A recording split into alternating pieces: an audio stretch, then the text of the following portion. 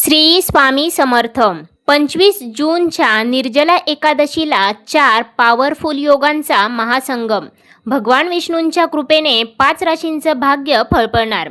त्याच भाग्यशाली राशींबद्दल आज आपण या व्हिडिओमध्ये जाणून घेणार आहोत. त्यामुळे तुम्ही हा व्हिडिओ शेवटपर्यंत नक्की पहा. चॅनेलवरती नवीन असाल तर चॅनेलला सबस्क्राईब करा. सोबतच बेल आयकॉनलाही क्लिक करा, जेणेकरून आमच्या लेटेस्ट व्हिडिओचं नोटिफिकेशन तुमच्यापर्यंत पोहोचेल आणि तुम्ही एक पण व्हिडिओ मिस करणार नाही. हिंदू धर्मात निर्जला एकादशीला विशेष महत्त्व आहे.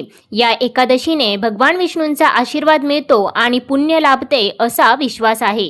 या दिवशी भक्तिभावाने उपवास, पूजा, दान आणि भगवान विष्णूच्या नावाचे स्मरण केल्याने जीवनातील दुःख कमी होते, सुख समृद्धी प्राप्त होते असा विश्वास आहे. 2026 मध्ये निर्जला एकादशी 25 जून रोजी साजरी केली जाईल.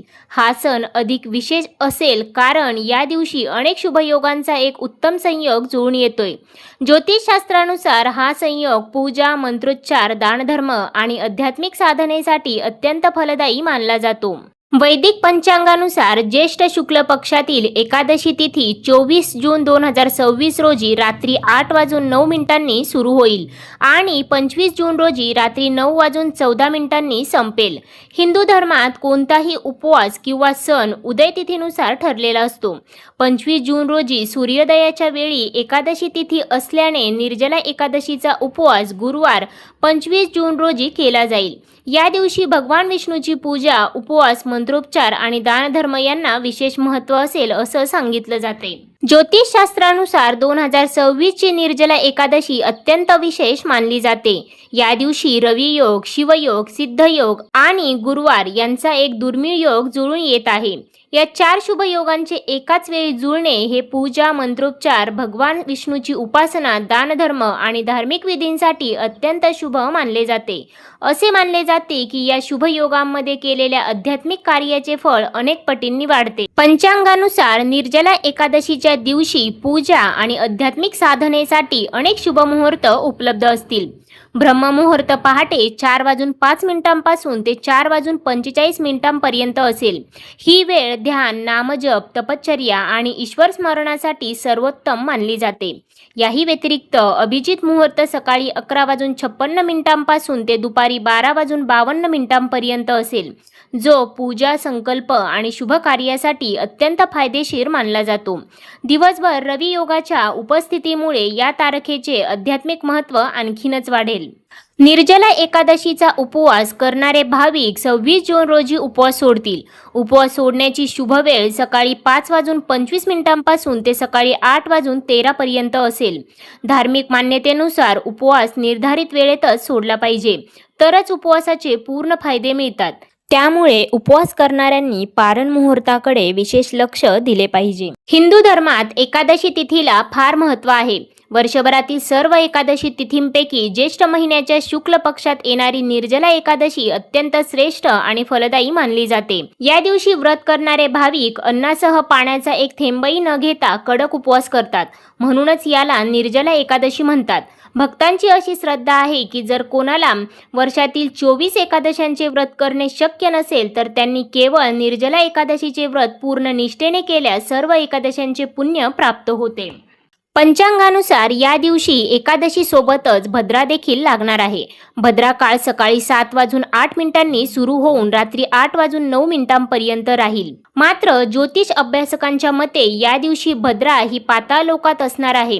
शास्त्रानुसार पाताळ लोकीची भद्रा पृथ्वीवरील मानवांसाठी अशुभ मानली जात नाही. त्यामुळे भगवान विष्णूंच्या पूजेत किंवा उपवासात कोणताही अडथळा येणार नाही. चला तर आता जाणून घेऊयात त्या भाग्यशाली राशींबद्दल ज्यांना निर्जला एकादशीच्या दिवशी मिळणार आहे भगवान श्री हरी विष्णूंचा विशेष आशीर्वाद. त्यामुळे त्यांच्या जीवनात अनेक सकारात्मक बदल घडताना त्यांना दिसणार आहेत. परंतु त्याआधी तुम्ही या व्हिडिओला एक लाईक करून कमेंट करा, जय भगवान श्री हरी विष्णू. सगळ्यात पहिली भाग्यशाली रास आहे ती म्हणजे मेष रास. ज्योतिषशास्त्रानुसार निर्जला एकादशीचा शुभ प्रभाव मेष राशीच्या लोकांवर विशेष राहणार आहे. रखडलेली कामे पूर्ण होतील. आर्थिक लाभाची देखील संधी मिळेल. नोकरी आणि व्यवसायात सकारात्मक घडामोडी घडतील.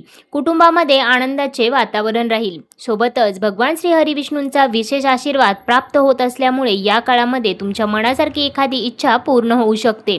त्यामुळे कुटुंबामध्ये आनंदमय वातावरण असेल. तसेच या काळामध्ये वैवाहिक जीवन सुखी राहील. त्यासोबतच या काळात तुम्हाला तुमच्या मित्रांचे पूर्ण सहकार्य प्राप्त होईल. त्यानंतर आहे सिंह रास. ज्योतिषशास्त्रानुसार सिंह राशीच्या व्यक्तींना मान सन्मान आणि यश मिळण्याचे योग आहेत. करिअरमध्ये प्रगतीची संधी मिळेल. नवीन जबाबदाऱ्या स्वीकारल्यास भविष्यात मोठा फायदा देखील होऊ शकतो. आर्थिक स्थिती मजबूत होईल, कारण या काळामध्ये भगवान श्री हरिविष्णूंचा विशेष आशीर्वाद तुम्हाला प्राप्त होत आहे. त्यामुळे धनलाभाचे योग प्राप्त होत आहेत. धनलाभ होऊन तुमची आर्थिक परिस्थिती उत्तम राहणार आहे. त्यामुळे कुटुंबामध्ये आनंदमय आणि उत्साही वातावरण देखील असेल.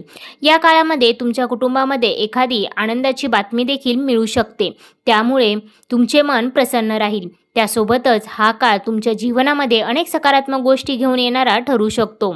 त्यानंतर तुळ रास.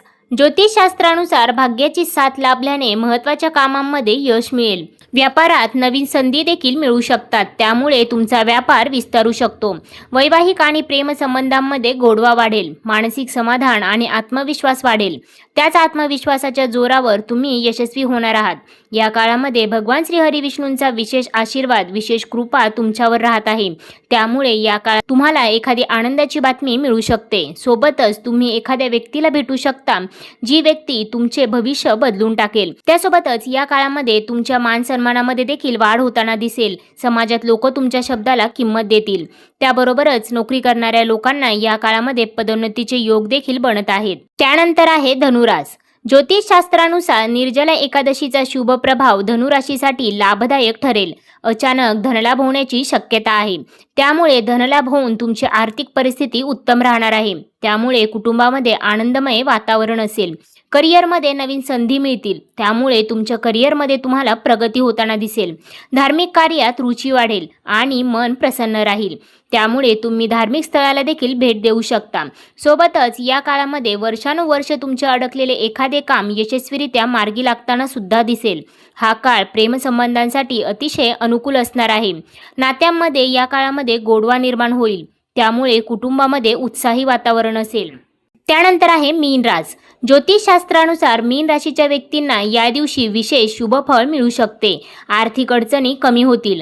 नोकरी व्यवसायात प्रगतीचे संकेत आहेत. कुटुंबातील सदस्यांकडून सहकार्य मिळेल आणि महत्त्वाच्या योजना यशस्वी होतील.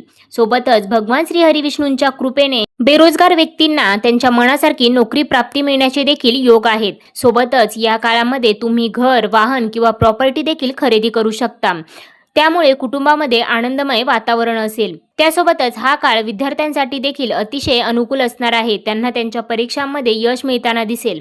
तर मित्रांनो, या होत्या त्या राशी ज्यांना निर्जला एकादशीच्या दिवशी मिळणार आहे भगवान श्री हरिविष्णूंचा विशेष आशीर्वाद. त्यांच्या जीवनामध्ये सकारात्मक गोष्टी घडणार आहेत. यामध्ये तुमच्याही राशीचा समावेश आहे का? कमेंट करून नक्की सांगा. अशाच माहितीपूर्ण व्हिडिओसाठी आपल्या फेसबुक पेजलाही फॉलो करायला विसरू नका.